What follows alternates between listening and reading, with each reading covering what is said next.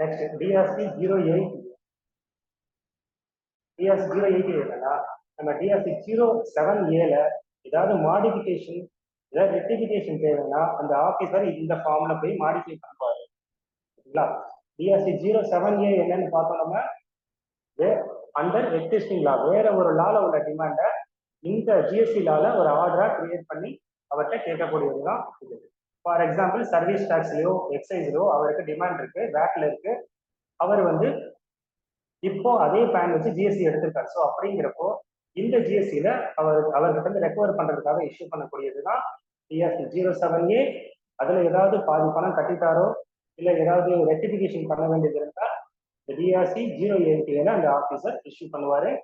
இதுவும் அந்த BMP 01ல update ஆயிடும், அதாவது பேமெண்ட் டுவர்ட்ஸ் டிமாண்ட்ல அப்டேட் ஆயிடும். அதையும் நீங்க பண்ணிக்க வேண்டும். அதோட சாம்பிள் ஃபார்ம் இங்க நான் அட்டாச் பண்ணிருக்கேன்.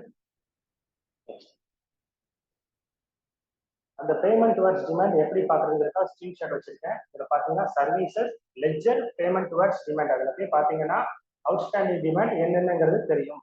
இதுக்கு முன்னாடி யாராவது செக் பண்ணலன்னா கண்டிப்பா செக் பண்ணிக்கோங்க.